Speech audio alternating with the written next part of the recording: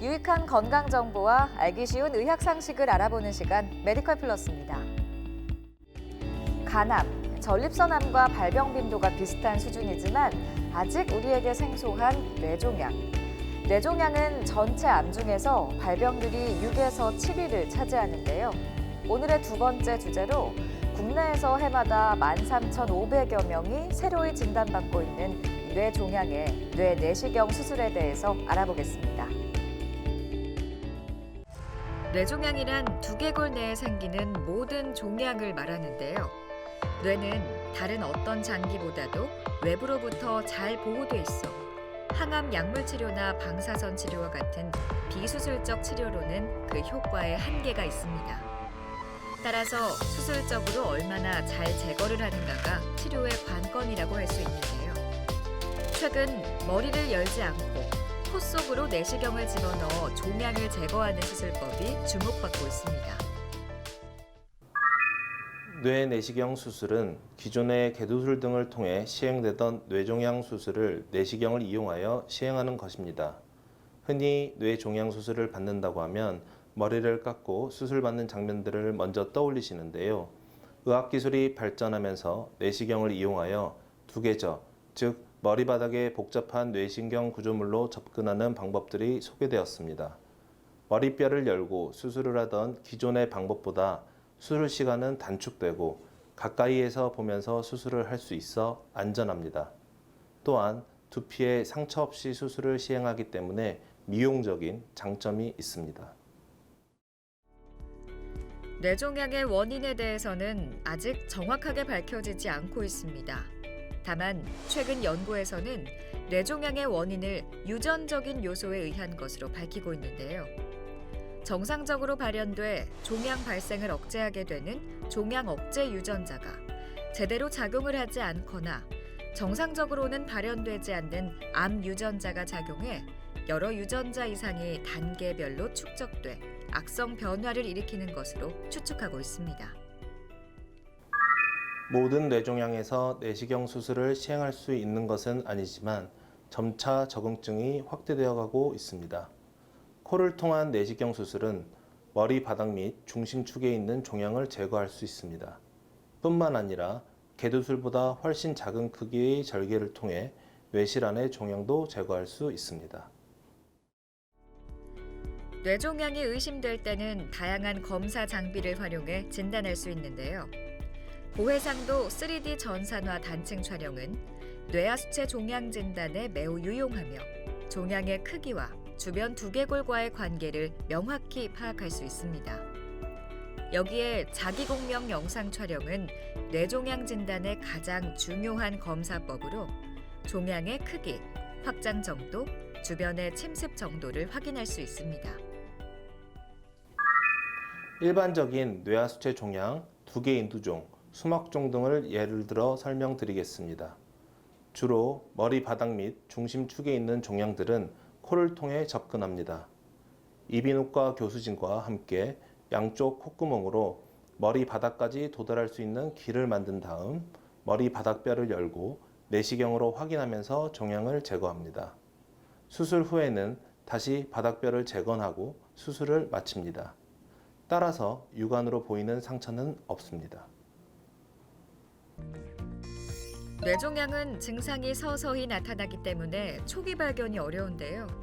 종양이 커지면서 나타나는 뇌압 상승에 따른 증상으로 대표적인 것이 두통과 구토이고 주위 신경을 압박해 생기는 신경마비 증상으로 팔다리 마비를 들 수 있습니다. 만약 종양이 뇌피질을 자극하게 되면 간질 발작이 일어나고 종양에 의해 뇌가 밀리게 되면 시력장애, 안면신경 마비 등이 나타날 수 있습니다. 종양이 큰 경우 수술 중 뇌적 수액이 새어나오는 경우에는 수술한 부위를 단단한 조직으로 막아야 합니다. 이때에는 코 가운데에 있는 비중격의 점막을 이용하여 재건하는 수술을 함께 시행합니다. 코 점막을 떼어낸 자리에 새 점막이 자라는 데에는 보통 한 달 정도 걸리며 그 동안에는 코 안에 비닐 부목을 대어 놓아야 합니다. 한쪽 비중격 점막을 떼어내는 경우 해당하는 쪽의 후각이 소실될 수 있으며 새 점막이 잘 자라나지 않거나 비중격 점막을 양쪽으로 이용하는 경우에는 코 가운데가 양쪽이 통하게 되는 비중격 천공이 발생할 수 있습니다. 드물게는 콧등의 가운데 부분이 내려앉는 안장코 변형이 생길 수도 있습니다. 뇌 내시경 수술은 뇌를 열지 않고도 뇌종양을 치료할 수 있다는 것의 장점이지만 코를 통해 수술기구를 넣어야 한다는 점에서 수술하는 동안 혹은 수술 후에 코에 어떤 문제가 발생하지 않는지 걱정하지 않을 수 없습니다. 처음에는 코 안에 지혈하는 패킹이 가득 들어있어서 코로 숨쉬는 것이 불편합니다. 약 3에서 4주 동안은 콧물, 코막힘, 코피 등의 증상이 생길 수가 있고 드물게는 수술 직후에 코피가 심하게 나거나 수술 부위에서 내척수액이 새어나와서 재수술을 하는 경우도 있습니다. 뇌종양 뇌 내시경 수술을 받고 퇴원한 이후에 코에서 수돗물 같은 맑은 콧물이 나오거나 열이 나는 경우 두통이 새로 생기거나 심해지면 즉시 병원을 찾아야 합니다. 또한 감기에 걸려 코에서 누런 콧물이 나오고 나쁜 냄새가 난다면 병원을 방문해 진료를 받아야 합니다. 수술 후 약 3개월 정도는 코를 세게 푸는 것을 조심해야 합니다. 매우 무거운 것을 드는 것과 같은 머리로 압력이 가해질 수 있는 상황도 피하는 것이 좋습니다. 퇴원한 이후에 코에서 수돗물 같은 맑은 콧물이 나오거나 열이 나는 경우, 두통이 새로 생기거나 심해지는 경우에는 즉시 병원에 내원해야 합니다. 감기에 걸린 후에 코에서 누런 콧물이 나오고 나쁜 냄새가 나는 경우가 있는데 이때에도 병원에 방문하여 항생제를 처방받고 필요한 경우에는 코 세척을 해야 할 수도 있습니다. 여기서 잠깐! 잘못된 의학 상식을 바로잡아 건강도 지키고 상식도 키우는 Yes or No. 뇌 내시경 수술을 받으면 후각 기능이 떨어지나요? Yes, 맞습니다. 대부분은 일시적으로 후각이 나빠졌다가 3개월 이내에 회복이 됩니다. 완전히 회복되는 경우가 대부분이지만 후각이 조금 약해지는 경우도 있습니다. 종양의 종류 중에서 후각세포 자체에 생긴 종양을 제거하였을 때에는 후각을 완전히 잃게 되며 다른 종양이라 하더라도 후각세포가 있는 주변에 생긴 경우에는 수술 후에 한쪽 또는 양쪽의 후각을 잃을 수도 있습니다. 뇌종양의 원인이 명확하게 밝혀진 것이 없으므로 뇌종양을 예방할 수 있는 특별한 방법은 없습니다. 상황이 이렇다 보니 조기 진단만이 최선인데요. 뇌종양으로 의심될 만한 증상이 나타날 경우 시간을 미루지 말고 전문의와 상담해 정밀 검사를 받아야겠습니다. 미용적으로 우수하다고 해서 뇌 내시경이 무조건 좋은 수술 방법은 아닙니다.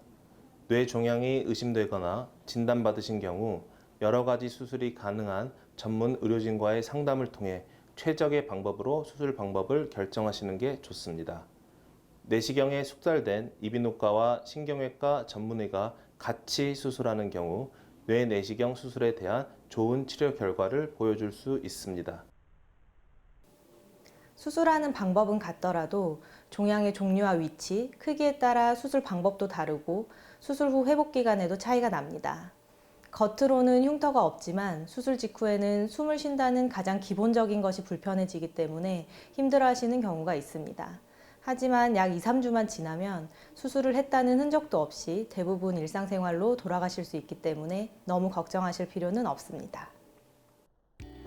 뇌종양 환자의 뇌 부종을 치료하기 위해 스테로이드 제제를 사용하는 경우가 많은데요. 문제는 이 스테로이드 제제로 인해 당뇨병이 발생할 수 있다는 겁니다. 당뇨병 환자가 만약 스테로이드 제제를 사용한다면 혈당 조절에 신경을 써야겠습니다. 메디컬 플러스 오늘 준비한 소식은 여기까지입니다. 다음 시간에 새로운 소식으로 다시 찾아오겠습니다. 시청해주신 여러분 고맙습니다.